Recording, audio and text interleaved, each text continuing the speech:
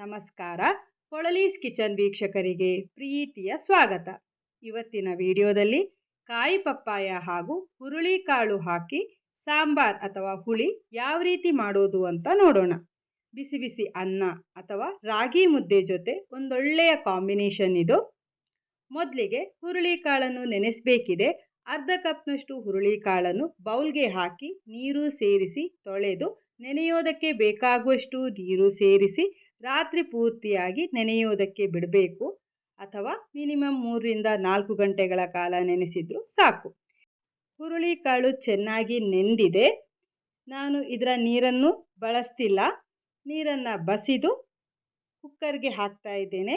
1.5 cup ನೀರು ಸೇರಿಸಿ ರುಚಿಗೆ ತಕ್ಕಷ್ಟು ಉಪ್ಪನ್ನು ಹಾಕಿ ಮುಚ್ಚಳ ಮುಚ್ಚಿ ಹುರುಳಿಕಾಳನ್ನು ಮೆತ್ತಗೆ ಬೇಯಿಸಬೇಕು. 5 ವಿಸಿಲ್ ಹಾಕಿ ನಾನಿಲ್ಲಿ ಬೇಯಿಸ್ತಾ ಇದ್ದೀನಿ. ಈ ಹುಳಿ ಮಾಡೋದಕ್ಕೆ ಆದಷ್ಟು ಕಾಯಿ ಪಪ್ಪಾಯವನ್ನು ಆರಿಸಬೇಕು.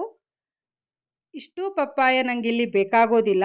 ಅರ್ಧ ಭಾಗವನ್ನು ಮಾತ್ರ ಉಪಯೋಗಿಸ್ತಾ ಇರೋದು.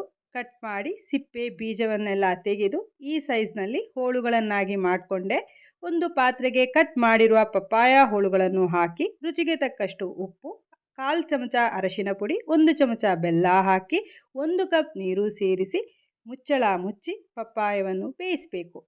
ಮಧ್ಯದಲ್ಲಿ ಒಂದ್ಸಲ ಚೆನ್ನಾಗಿ ಮಿಕ್ಸ್ ಮಾಡಿ ಪೂರ್ತಿಯಾಗಿ ಬೇಯೋದಕ್ಕೆ ಬಿಡಬೇಕು. ಇನ್ನು ಸಾಂಬಾರ್ ಮಸಾಲ ಹುರಿಯೋದಕ್ಕೆ 1 ಚಮಚ ಎಣ್ಣೆ ಹಾಕಿ 2 ಚಮಚ ಕೊತ್ತಂಬರಿ ಬೀಜ, 2 ಚಮಚ ತೊಗರಿಬೇಳೆ, ಅರ್ಧ ಚಮಚ ಜೀರಿಗೆ, 7-8 ಒಣಮೆಣಸು, 10 ಎಲೆ ಕರಿಬೇವಿನ ಎಲೆ ಹಾಕಿ ಮಸಾಲವನ್ನು ಮಧ್ಯಮ ಉರಿಯಲ್ಲಿ ಹದವಾಗಿ ಸೀದು ಹೋಗದಂತೆ ಇಲ್ಲಿ ಹುರಿಬೇಕು.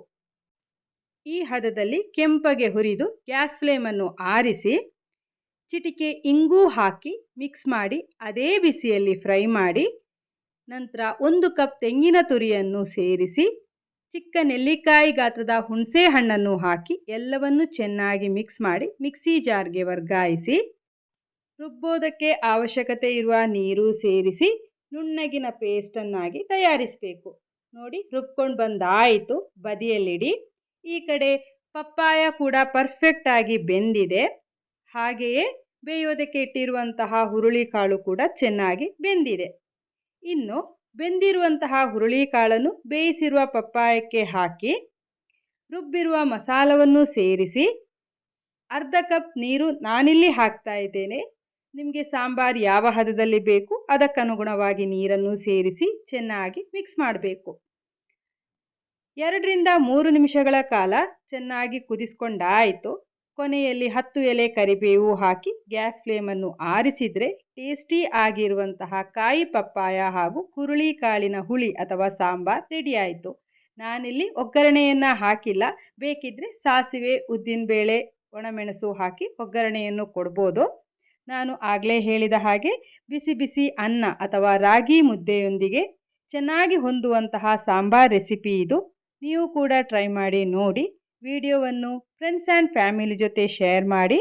ಪೊಳಲೀಸ್ ಕಿಚನ್ ಸಬ್ಸ್ಕ್ರೈಬ್ ಆಗಿಲ್ಲ ಅಂದರೆ ದಯವಿಟ್ಟು ಸಬ್ಸ್ಕ್ರೈಬ್ ಆಗಿ ನೋಡಿ. ಧನ್ಯವಾದಗಳು.